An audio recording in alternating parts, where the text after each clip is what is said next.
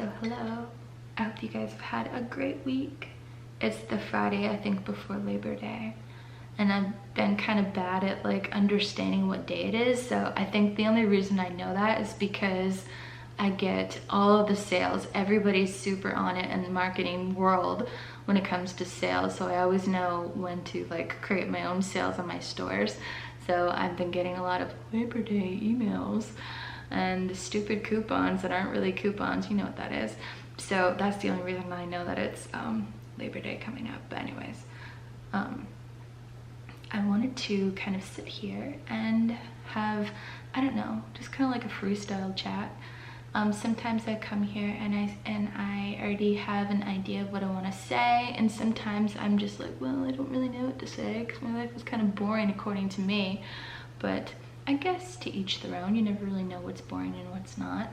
Some of the things that I've created that like actually did pretty well view-wise and engagement-wise, I was shocked, and vice versa. Like the things that I thought were going to be big, no one really cared about, which I guess that's the way the world works. But anyway, so I'm gonna sit here and just kind of talk while I drink my coffee. So I left my Invisalign in. I actually have SureSmile, which is a different but similar thing to Invisalign. But I kind of sort of wanted to show you the process because I've been like updating you on like the process of like pretty much everything that I've been doing like long-termy, and that's part of like these videos. You get to see the progress or not of someone who's working on something consistently. And so I'm at a point where like obviously I'm not going to back out of doing my Invisalign treatment.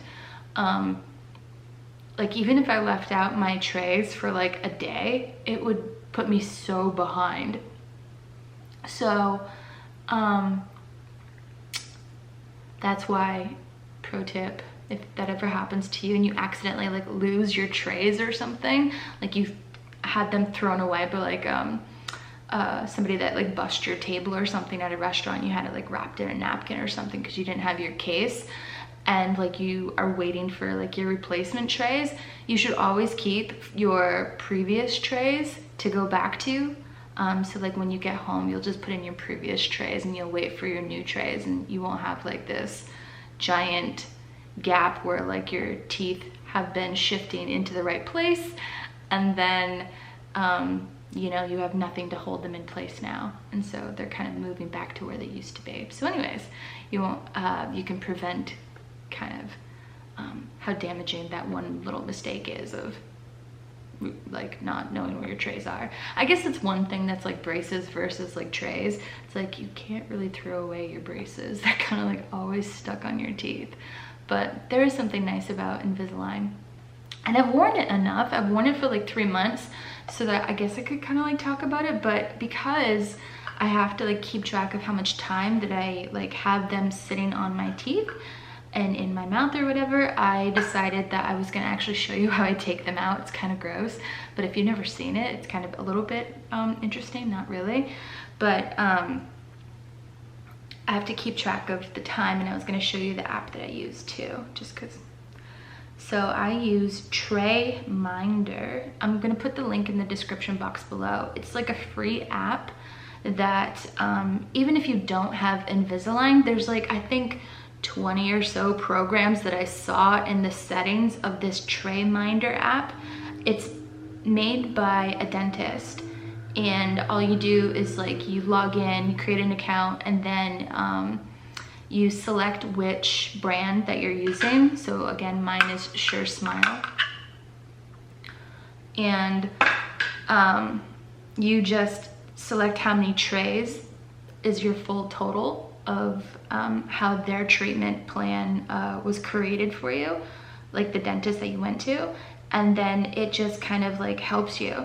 So right now mine is saying that I have 12 more days on aligner number 7, and I have 278 days to a perfect smile. I don't really care about a perfect smile, I just care like it's more straight than it was.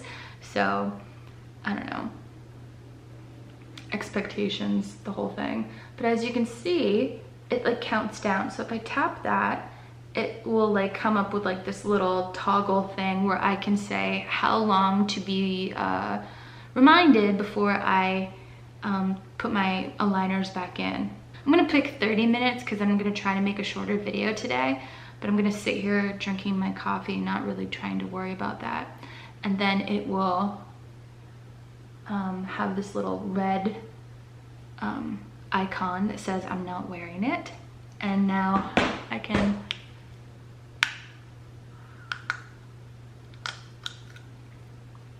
there's always like spit, it's kind of gross, but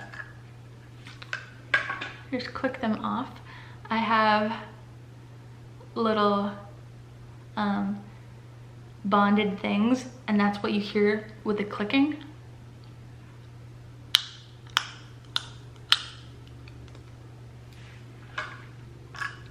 So you just put them in.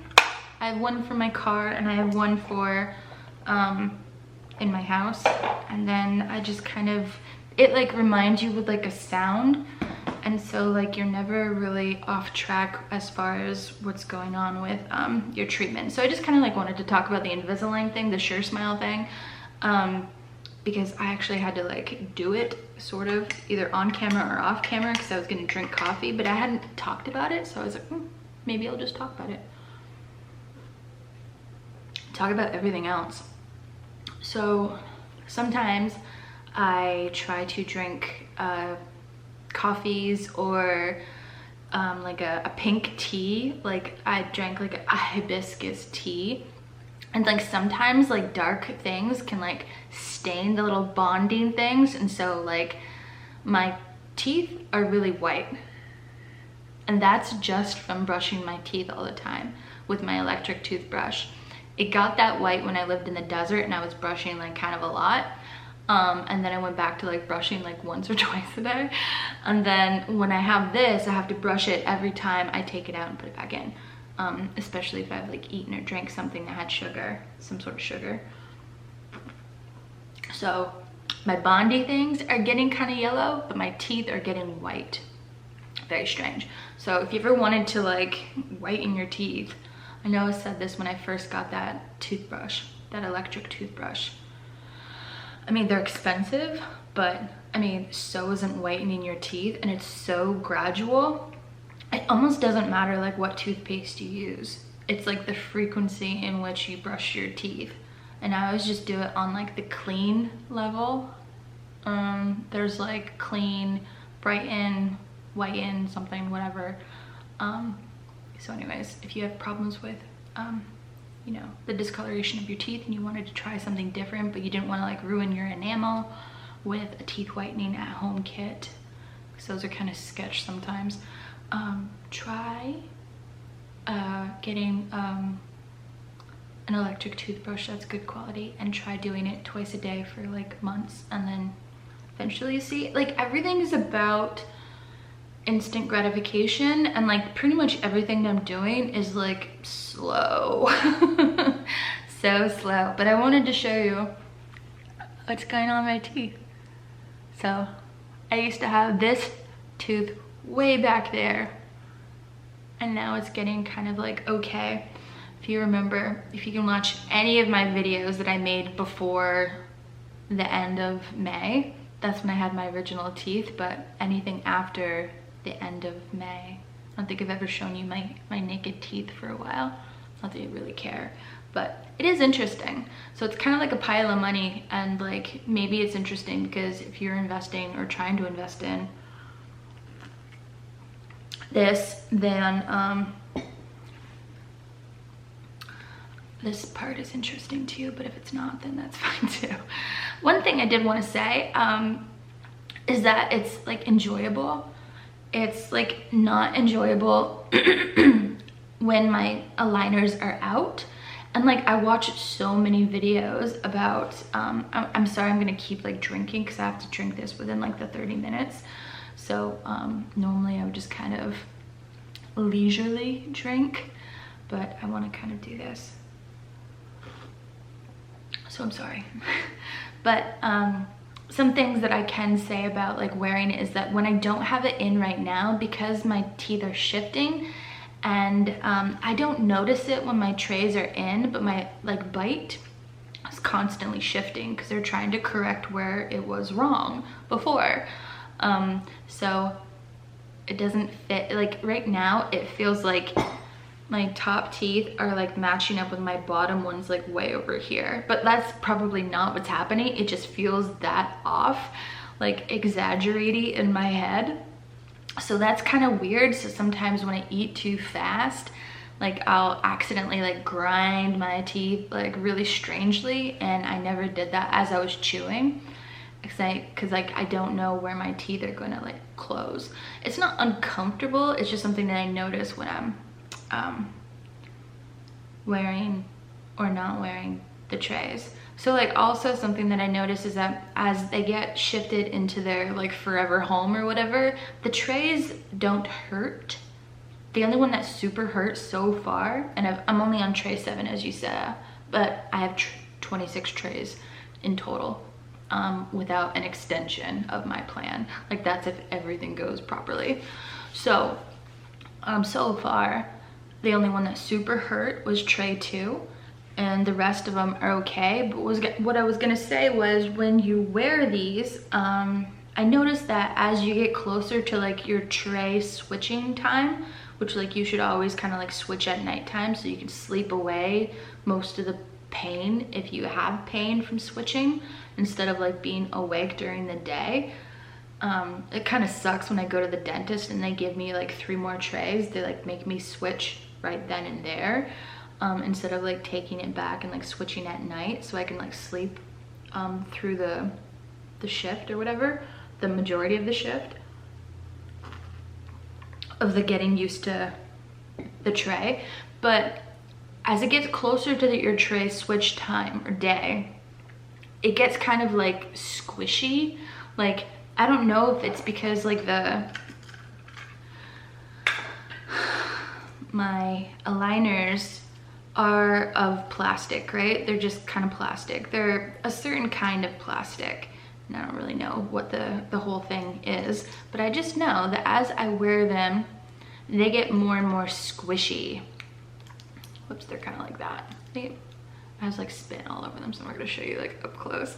They get kind of like more and more squishy. When I first wear them, they feel almost thicker, but that doesn't make any sense because it's not like they're thin, but like, I mean, they're like super thin, but it's not like they're more thin, like noticeably thin by the time that I change them. I don't know, maybe it's just like how I feel about them in my mouth and how my teeth sit in them. They just feel a lot more squishy instead of like covering my teeth comfortably. They just feel like there's a lot more give, and I almost can't wait until like I switch trays so that I can feel it kind of like more thick. I don't know, maybe that's just a me thing, I don't know.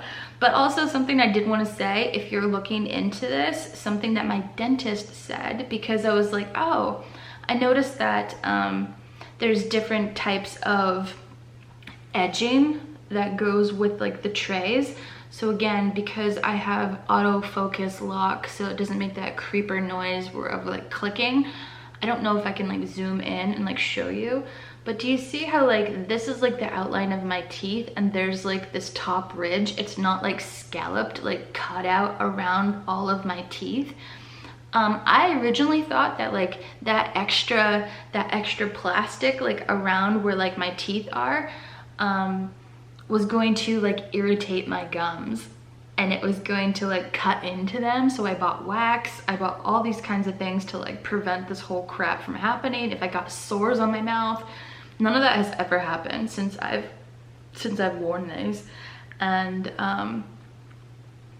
the dentist said that we don't do the scalloped edge because this extra plastic around like where my teeth are, like that, they don't cut away the extra plastic. They like shape it, like you can see that they like shape it perfectly from my exact mouth. I don't know if you can see that actually, but they shape it and it's like perfect for like how far up my gums go, and how like it's very well made just for my mouth, and like the curvature of my particular mouth.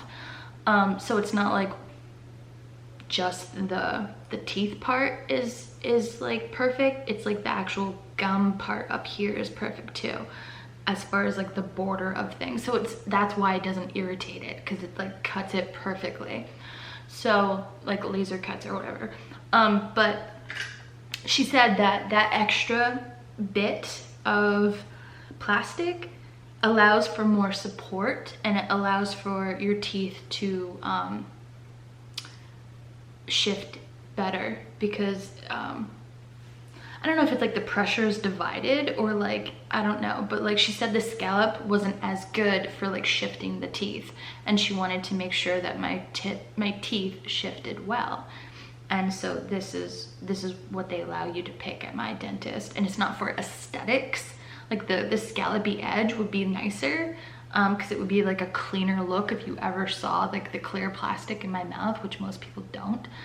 But like the wearer would be the one that'd be like, oh, I want a scalloped edge over this. I'd rather pick something that actually like fixes your teeth, right? If you're gonna do this and dump a bunch of money on it. So anyways, that is the update. I think my teeth are moving pretty well. Maybe I'll insert like a picture of like how it looks from here, and then how it looks on like the first day that I got it, and then you can kind of see for yourself. So this is like 3 months in, and I think there's like a pretty good difference. It's just very enjoyable to see the process, and I don't have a lot of other things that are like that noticeable when it comes to like the things that I'm working on. And so I just randomly wanted to talk about that, and I'm sorry if it was boring for the people that don't really care, but you might know somebody, or you might have a child that eventually wants this, or you know, I don't know, it could be interesting. So I watched a whole bunch of videos on like what it was like to get Invisalign, and then everybody like acted like it was this major thing. And it is a major thing, like financially, but it's not like a major thing when it comes to like the stress of like doing it, or at least for like my process. Like I don't get any sores. Like my little brackets inside of like my teeth here, they don't catch on my cheeks, and I've never gotten any sort of like problem. The only problem I ever had was pain, and that's kind of normal so far. So like everybody was acting as if it was like you're going through this major surgery or something, and like you needed like this 20-point step process of like how to live through it. It's like, Jesus Christ. It's not that big of a deal. At least for me. Like getting my wisdom teeth out, that was a process. People underplayed that, but again, I've talked about this in other videos. I couldn't find a lot of videos where people my age got their wisdom teeth out. A lot of the wisdom teeth healing from home kind of videos of people like updating what it was about, or like how to like prepare yourself mentally and physically and blah blah blah, how to have like the best recovery.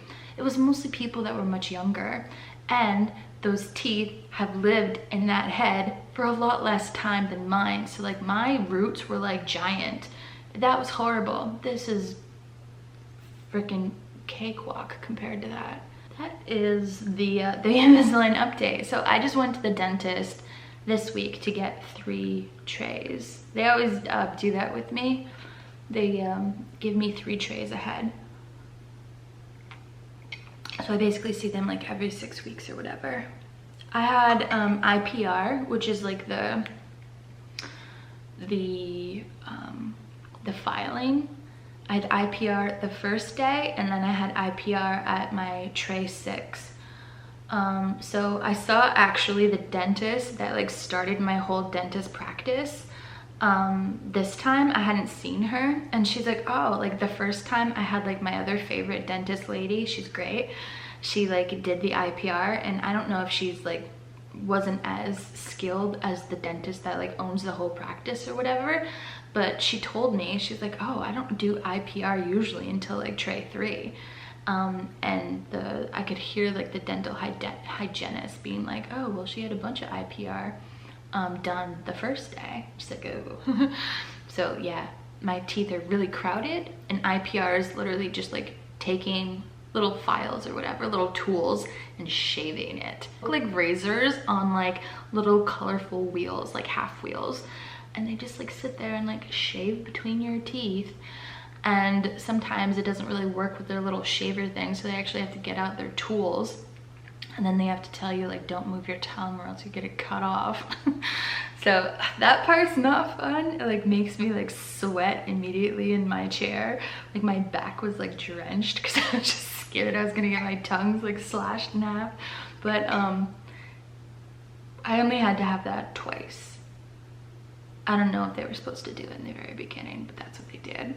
So anyways, that is the update on the teeth. I don't have any more IPR to be done. And the whole purpose of that is to like shave away a little bit of enamel so that your treatment plan will like tell like the dentist or whatever how like between what teeth and like how much they have to like make space for your teeth to shift. So I had more IPR done this time. So it's easier to clean my teeth because my teeth have been crowded for like years, and like whenever I would floss, the floss would break because it's so like tight in between my contacts.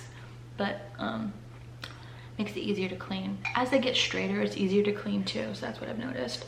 I've heard of people like going back to their dentist and having them like take off the little button things that are like on like the little attachment things that are like on your teeth because they get yellowed, and like refresh them up so that like they're not yellowed. But like it's kind of like already working, and I don't really feel like going through the whole process of getting them put back on because it was kind of like a long process because I have so many. So like I don't really care. They can just whiten my teeth and deal with it later. So anyways, I'm just gonna trust the process. So that's how that's going. I think it's going pretty well as far as like how my new trays are fitting. They're not too tight. And I don't see any like major like gaps between the tray and my tooth, so that means like they're kind of shifting properly during the time that they need to be. And I haven't really had to do too much as far as like adjustments or whatever. Everything is kind of tracking normally, and that means like your trays are fitting. Like you'll definitely know when your trays are not fitting. But I haven't really had that problem. But anyways, you want or need to get more information on the tray minder thing. Like I'm obviously not sponsored. I never get sponsored by anything. But it's been really helpful for people like me that are like kind of like, I really want the most strict way to like keep track of this. And I think this is just a really, really great app.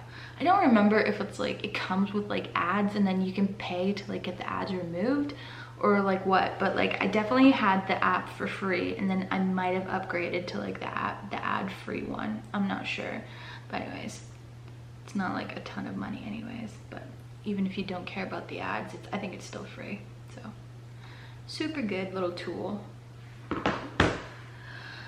And that's that. So I did want to say, I do understand that some people have different size mouths, and the way that their inside of their cheeks hits their teeth is like less space than mine. And so maybe that's why if you have trouble with like the attachments cutting the insides of your cheeks, maybe it's just like your mouth size. So I think right now they're widening my teeth, and so maybe that will happen later as it gets closer to the inside of my cheek. I'm not really too sure, but for the time that I've had it, it doesn't catch on any part of my cheek or really hurt. It's not really bothersome, and it's not bothersome during the night.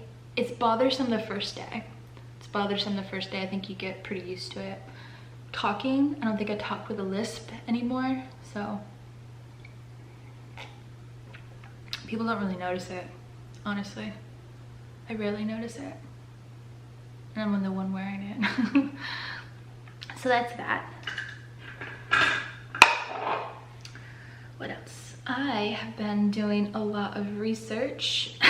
I realized that I like get bored, right? Like I get bored and I have to like divide out my goals by like priority. And so I feel like you see me talk about, oh, I want to be in love. And then I realized that like, oh, I need to make some money. And so like love goes back on the back burner. And then I realized that, well, I want to hang out with somebody so I can, you know, try to be intimate with people and try to get some like human connection.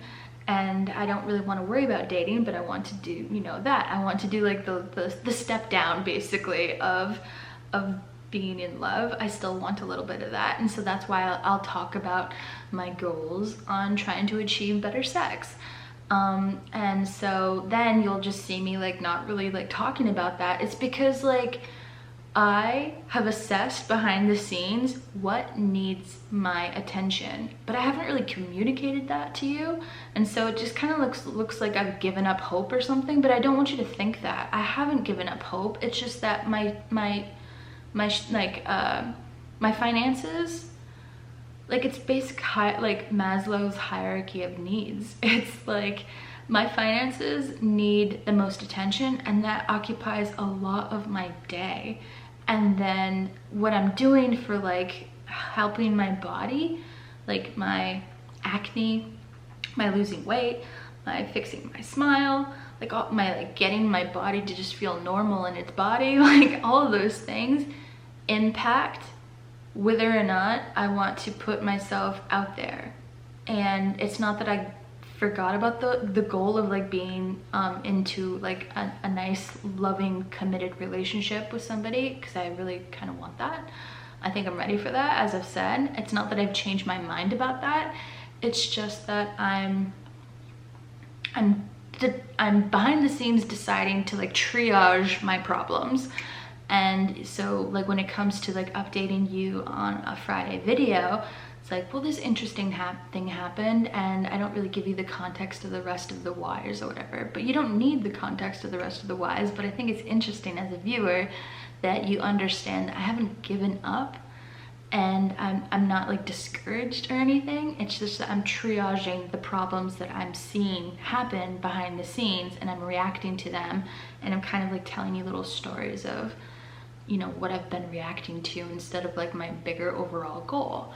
When I have more things of my basic needs kind of like figured out, and you know, I don't have to put out fires all the time, then I'll have like brain space to put myself out there again. Like I haven't gone on like a date for like 2 months now, because I've just been learning how to do like my project, like this project that I've taken on to diversify my income.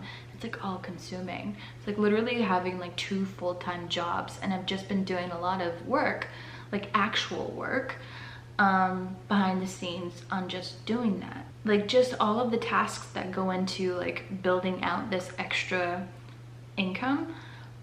It's very time consuming because I'm learning from scratch. So I'm also trying to float my sinking ship here with like the reselling. Something that I did want to say for my reselling is I think it was a good decision to try to see what I could get from the market when I didn't have to put in more money into the MS boots. So the boots, if you missed that video, I bought some boots. I invested $24.99 into the boots that I found at Goodwill. I invested $40 more into them to authenticate them, to see if I should spend more money in order to, number one, get them fixed, because like the heels, there was massive scuffs on the leather. It was like very obvious. They're not like little baby scuffs, they're like big scuffs that like lowered the value, and I wanted to see if I could get top value for them. And so I looked into who could do them, and I looked into like the process of like what it would be if I went through MS, and what it would be like if I went through a special cobbler that deals with luxury boots or luxury shoes. And I got the estimate or whatever, and I wanted to just see if the market, like if the customer, the end buyer, would just pay for it themselves. that would allow them to decide whether or not they wanted to go to a cobbler or go to Hermes. I don't know like the preferences of people, and I always like leave that up to them. I like to do that when I buy like sterling silver, when it's vintage and it has patina on it. I buy a lot of like charms and stuff, charm bracelets, and I like sell individual charms because they're like more rare than new charms. So anyways, because a person is searching for a vintage sterling silver something, most of the time they're not cleaning their like charm bracelet that they've probably worn for like 30 years like on their wrist like every day, and so that part probably has some vintage patina on it just from natural tarnish of the silver. So I wanted to give them the opportunity, if they wanted to polish it they could, but if they wanted to have it tarnished to match their tarnished bracelet and kind of like make it like a nice transition to their charm bracelet, they could. And so I always leave it up to them whether or not they want to do that. So I like it like lowers the amount of time that I'm spending on an individual piece, but it also allows them to have full control over it, and if they don't like it they can fix it easily themselves, right? Like I've kind of like wiped my hands clean of it, but it's also a nice thing to do for the customer. It gives them the opportunity to either change it or not. So I think it's a win-win. So I always kind of do that with things that are like that. And so I listed my my boots, and they sold within the first couple of weeks that I had them listed, and they sold on Poshmark. Currently the Poshmark package is just left Poshmark headquarters and is on their way to be accepted by the buyer. So hopefully everything will go through well with the sale, but so far it has gone through all the little hoops that it needs to go through, from the sale to like not being canceled to going through Poshmark to being authenticated there, and then on to the buyer. So hopefully the whole transaction will wrap up and it'll be good. So I sold it for quite a bit of money versus what I thought I could get for it just messed up.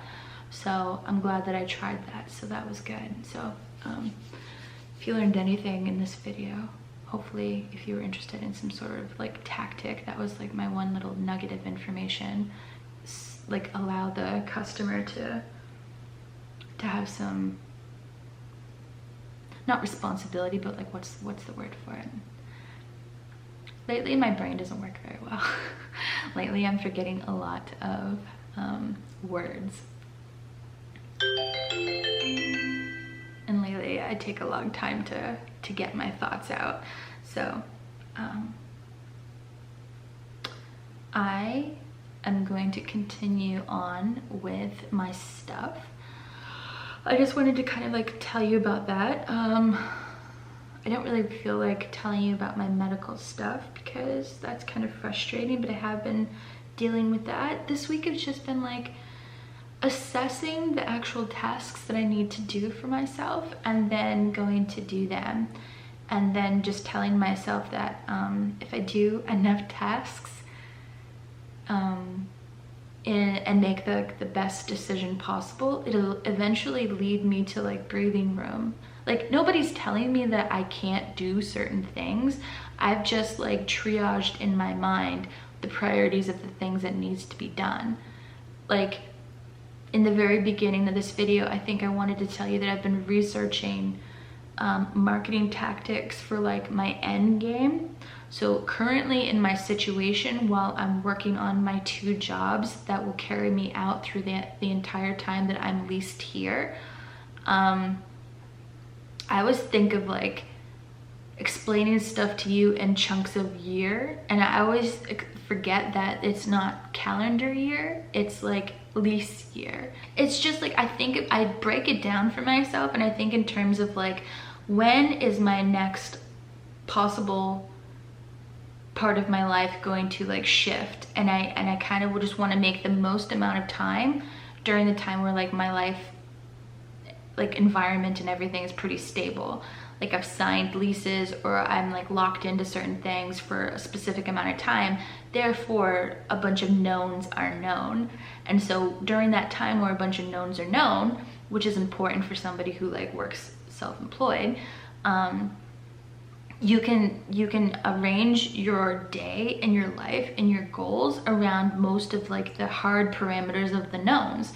And so that's why I always talk about in terms of like, oh, this year, I really just mean during a lease year where like my most knowns are known. And so I'm trying to get the most done during that time where I have specific things that I know are going to require my attention. And so that's why I have like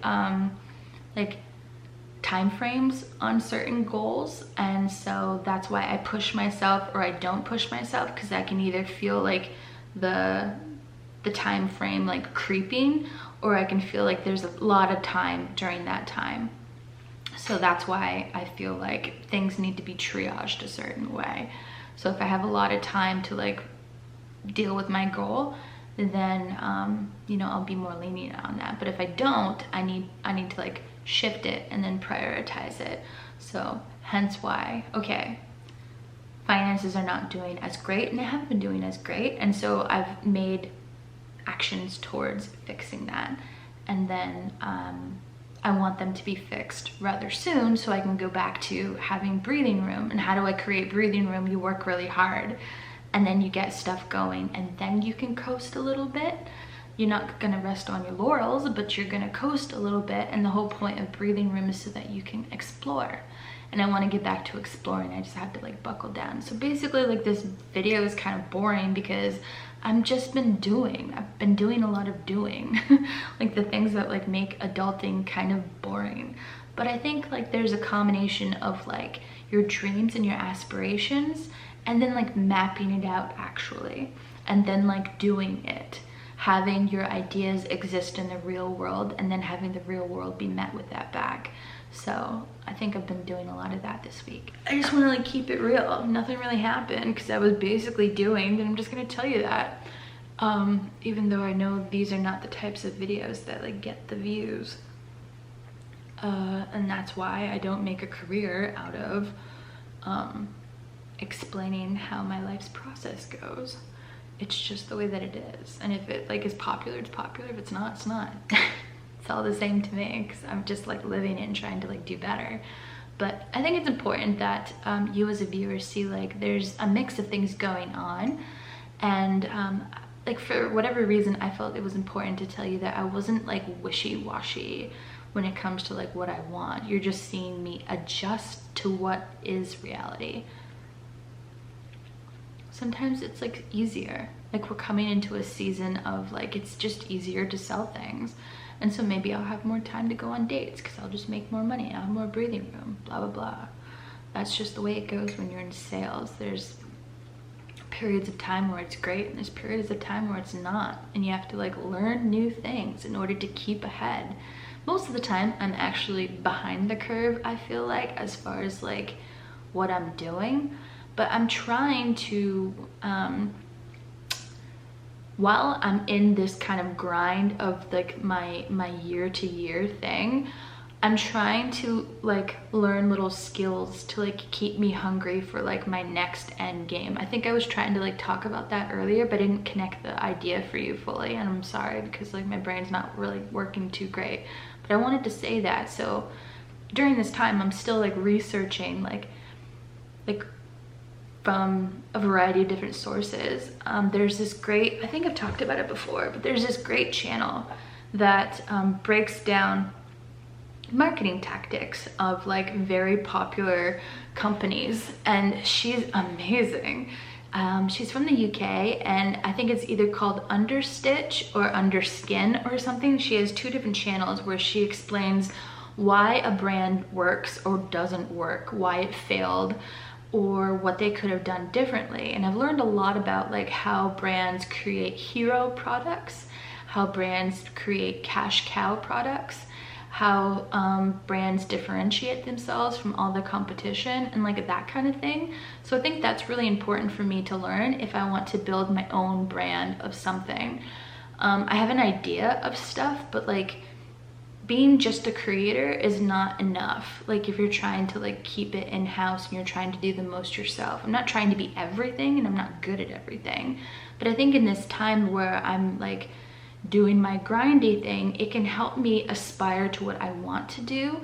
And it will help me like not start at ground zero when I'm finally at the end of my lease and I'm ready to do whatever I need to do after that, when like my life is going to have more movement, because either I'm moving or I've decided to like stop reselling and stop my projects and like doing all this stuff and shift to the, you know, my other goal.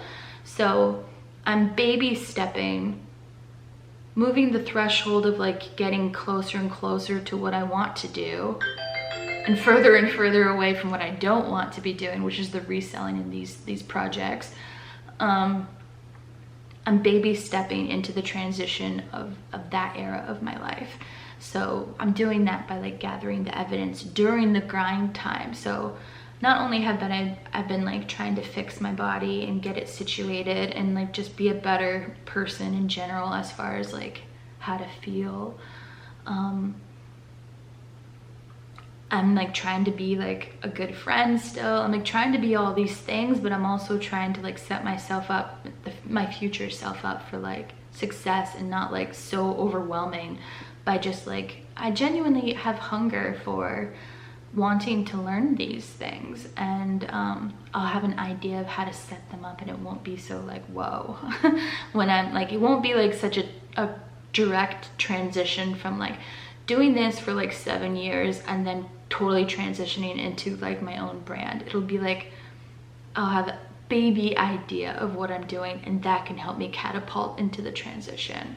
So during this phase, I've just been watching a lot of content on how brands build their marketing tactics or awareness, or where the marketing comes from, and blah blah blah, and the pros and cons of direct to consumer. And then on other channels I've been watching, like, I think from this perspective of my target audience for like later.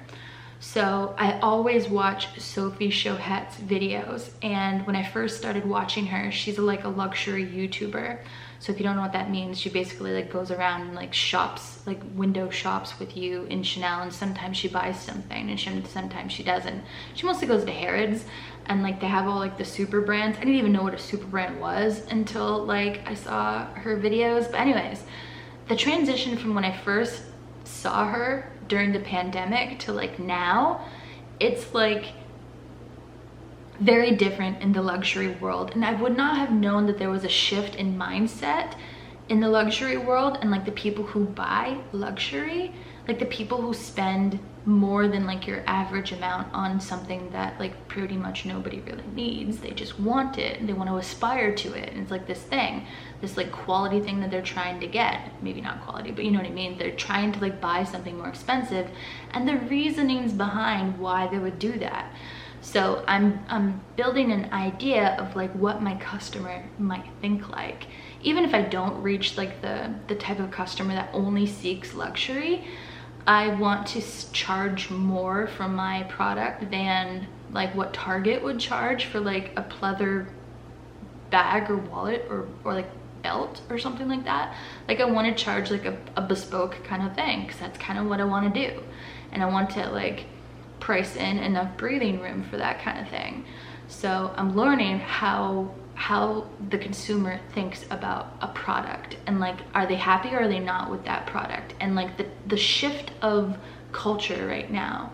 And so I'm in the basic ideas of like what my, you know, do I want a screaming logo? Do I not want a screaming logo?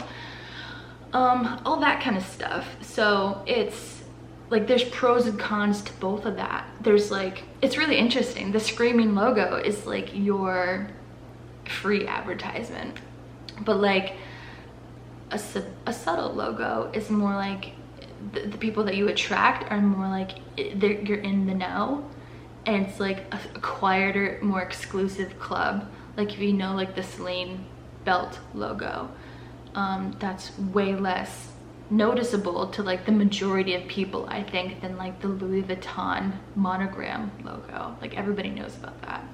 So it's just all about like what kind of customer you are really trying to attract. And like I'm learning all that stuff while I'm doing my boring crap that I don't really want to do. But I'm still trying to like make good business decisions, and I'm still trying to make good decisions for like what I'm doing overall. And so that's why you see me kind of like be like, well, I want a boyfriend, and then I'm like, well, I have to learn all this stuff if I actually have this goal at the end of the year, my lease year, at the time that I want to transition. If I want to meet that goal, to have movement during that period of my life, I have to start doing stuff now. And I think it's really nice to like think about that, but also it's kind of like creates a lot of stress, because you're like, damn it, I only have like this amount of time where I have knowns in my life. I'm gonna have new knowns after, but the knowns right now, I want to make the most time out of that. So that's kind of like what I've been doing. And it's not been fun or easy to like push on like my goals when like my body doesn't work properly. So it's just been annoying. So like you can like, I'm alluding to it, but you can kind of like it's implied that like my love life is not as important as like my basic needs. It's just not. So in fact, it's more stressful. Like I wish I could tell you little updates about like the people that I dated like recently, and like they would be interesting updates, but like I'm not telling you because it's just too personal, and it's like doesn't really reflect well on them. So I'm just like not gonna talk about it. But like I've been making good decisions, I feel, for myself to not indulge in whatever's happening with them, because it turns out they're not great for me in this part of my life where I need to be kind of like focused, because I see that I need to be focused because that's what it requires. It'd be one thing if I didn't see what I needed to do and how on track I needed to be in order to like attain these things, and they're like self-driven, right? So it's like me deciding I don't feel like spending that much time on like people that are just going to disrupt my vibe. And I'll just wait until I actually have extra headspace to like go seek out better quality people. And I honestly don't know how to seek out better quality people, but I've decided that I don't need to seek out disruptors. And I like, once I've decided that they're disruptors, I don't need to put more time into that. I can just move on. Previously, before, I didn't do that. So maybe it's because I didn't really have any goals that I really cared about, and I didn't mind being just like derailed, like, right? But I have a pretty clear goal. I don't know, maybe I'll change my mind, and maybe I'll like accidentally create breathing room with like some sort of like thing that I'm doing, right? Like breathing room can always happen, or it can be taken away. But I'm just reacting to like the economic times, and I'm just reacting to like how it's actually going. And I'm just reacting to like what I need to prioritize. And so I haven't given up. And in fact, I've just tried to adapt within like these like constraints that I see happening, or constraints that I put on myself because I want things. And I'm like kind of narrow-minded sort of when it comes to like wanting certain things in my life. Again, like in 2 months or something, I could be making a totally different video and be like, well, I'm going to scrap what I thought that I was going to do because this thing is way better for fulfillment. Everything that I'm doing is about how I've assessed my fulfillment on my perceived time that I have on Earth, right? If I perceive that I have a ton of time, then I will just dream super big. And I'll just try to like achieve the most because I think that I can. I don't have the belief that I can't. I have the belief that I can, and that's kind of like my Achilles heel sometimes. And that is either good or bad, but that's just how it is for me, unfortunately. If I have a perceived time where like I only have like 2 more years on this earth, and I know that, I don't think most people know that, but I think like if you thought in terms of like a ton of time or not a lot of time, like I would do things different. But this is just how like my perception is met with my goals, is met with my ambitions, is met with my actual like skills that I have to like make this happen. If I assess that like I've tried my hardest and it's not gonna happen, I will dump that, right? So like I just haven't done that yet. I'm just in this like phase of like I'm seeing what I can do with this period of time. So boyfriend's on the back burner, but only until I get more breathing room, and I get more breathing room by working hard to like create more breathing room. Breathing room is hard when you have to play catch up, when you're in debt, or you have like a lot of, you know, money to make or something. Like if you're like that kind of financial breathing room. So yeah, it's just a little bit difficult, but I feel like everybody has it kind of difficult like that. Everybody has their own little version of this. So this is just how I think about my version of this, and hopefully that was interesting.